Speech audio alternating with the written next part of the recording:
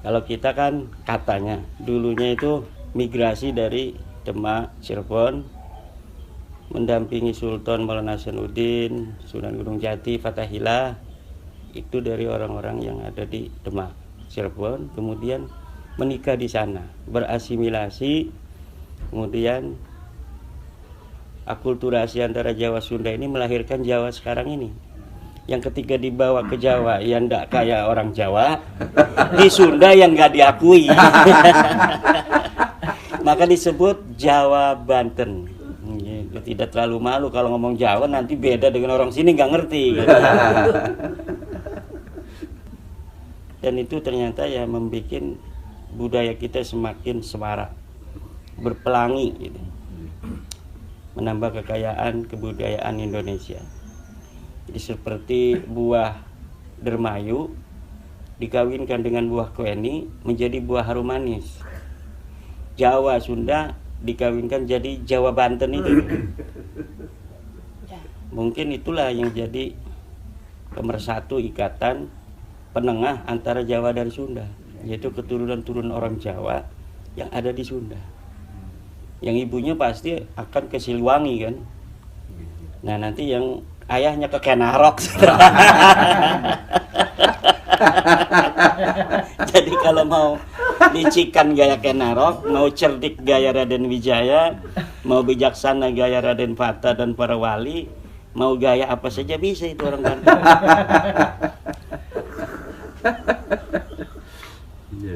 Gaya pemaaf mungkin kan dari wali-wali ya. Gaya cerdik mungkin ya dari Raden Wijaya dulu. Dia bisa menjadi Raja Majapahit, mendirikan kerajaan tanpa persiapan pasukan yang matang, memanfaatkan pasukan Mongol yang datang untuk menyerang apa tuh, Singosari apa Petumapel itu, Singosari kali ya. Akhirnya berdirilah kerajaan Majapahit. Walaupun memang semuanya ya keturunan dari beliau, dari Ken Arok, terus Raden Wijaya, terus kepada Raden Fata. Raden Fata mencar menjadi kemudian Pengging, Pajang, Mataram terbelah lagi kan jadi Jogja, Solo. Jogja juga ada dua, Pakualam kan. Dengan apa satunya? Mangkunegaran, hanya Jakarta Hadiningrat. Solo juga baca lagi. Lah itu semuanya dari orang yang satu tuh dulu. Sayyidina Ken Arok. Karomongol aja.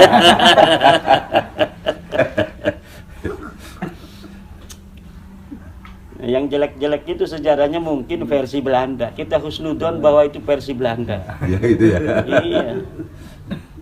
Karena memang sejarah ditulis oleh para pemenang kan. Itu sejarah ditulis oleh para pemenang. Cuma sejarah yang ditulis para pemenang tanpa cantolan data yang memadai juga tidak berani. Akan terlihat bahwa itu ada dusta. Tetapi ada cantolan data, kemudian dibelok-belokin sedikit. Agar menambah dramatisasi sejarah. Biasanya begitu. Dibumbui kisah halu. Bumbui. Tapi akulturasi itu menjadi penting karena yang minggu kemarin kayaknya sampai sekarang masih itu kerusuhan di Prancis. Iya. Itu kan imigran Timur Tengah dan memang tidak mau berakulturasi, membentuk geng sendiri. Kalau di sini ya seperti Pak Alawi itu. Iya. Jadi mungkin ke depan kalau kita biarkan juga akan bisa seperti itu. Tanda-tandanya kan sudah terlalu sering lah. Prancis sampai sekarang kan masih rusuh kan? Bakar-bakarannya itu gara-gara itu imigran Timur Tengah ini. Karena mungkin ada teman itu bilang kalau orang-orang dari sana itu kalau tidak kawin-mawin dengan penduduk lokal itu buas gitu, karena mungkin alamnya. Alamnya. Dan akibatnya yang lebih jauh lagi, Islamofobia kan semakin punya alasan.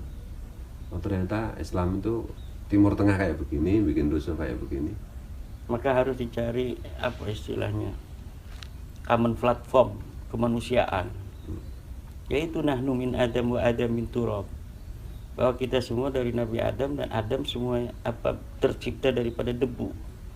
Nah, ketika kita menyadari bahwa kita semua adalah turunan Adam, maka tidak ada alasan kita untuk berbangga dari yang lainnya. Tidak ada alasan bermusuhan.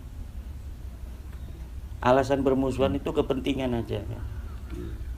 Yang ternyata manusia dengan pendeknya umur, cita-cita keinginannya lebih dari umurnya. Orang yang sudah tua jadi raja atau jadi presiden Amerika tidak memikirkan bahwa dia akan mati. Ketika dia akan menyerang sebuah negara, dia akan melanjutkan penyerangannya, walaupun dia merasa sudah sakitnya menggerogoti, kanker segala macam, mungkin saya besok mati. Tapi cita-cita menguasai negara lain itu terus dilaksanakan. Bukan misalnya, wah kita ini kata dokter ini sudah sakitnya parah, mungkin akan mati besok. Mungkin ada waktu kita sehari ini untuk bertobat. Udah saya batalkan semua misi-misi penyerangan negara lain. Tapi tidak manusia itu. Karena manusia berharap dari sakitnya dia akan sembuh. Itu manusia. Dia berharap dari dia nggak punya duit, banyak duitnya. Dia berharap sekarang nggak berhasil, besok berhasil. Jadi dari keunikan manusia itu, maka terjadilah kebudayaan yang sampai saat ini ada. Perbedaan kepentingan, perbedaan tujuan. Alasannya baik Amerika menyerang itu untuk kepentingan warga Amerika ke depan. Karena dia sebagai pemimpin Amerika bertanggung jawab terhadap rakyatnya yang 100 atau 200 sekian juta. Berapa tuh Amerika sama nama Indonesia ya? 205. Dia merasa memiliki tanggung jawab untuk kesejahteraan rakyatnya, yang dengan tujuan itu walaupun harus melakukan hal-hal yang mengurangi kepentingan negara lain atau merugikan bahkan negara lain. Negara lain berpikiran yang sama. Akhirnya kepentingan ini clash, kepentingan dan kepentingan. Tujuannya baik semua. Nah, tinggal dicari titik temu rasa kemanusiaan bersama. Muaranya di mana sebenarnya harus?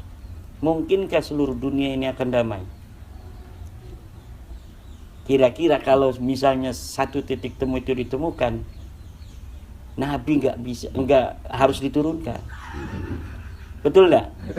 Tapi ternyata manusia dari dulu sampai sekarang ya begini nih. Maka konflik dan apapun itu ujian bagi kita.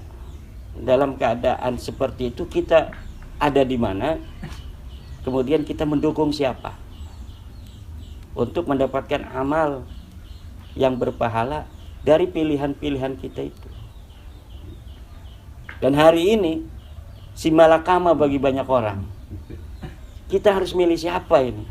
Ini ada orang satu dijuluki Syiah kan, Imaduddin Syiah. Satu dijuluki setan gundul dan macam-macam kan orang-orang. Ada yang menjuluki kerikil. Banyak orang terpleset gara-gara kerikil yang kecil. Oh, ulama-ulama dulu kayaknya pada semuanya mempercayai Mbak Alawi kan. Kurang soleh apa Mbah Khalil, kurang soleh apa Mbah Hashim. Ini Imaduddin siapa? Gus Fuad itu siapa? Anak kemarin sore saya tahu kecilnya. Nah itu disitulah kecerdasan kita untuk menentukan pilihan-pilihan dalam segala kenyataan realitas yang kita hadapi. Banyak orang yang tepat memilih, banyak orang yang juga salah memilih.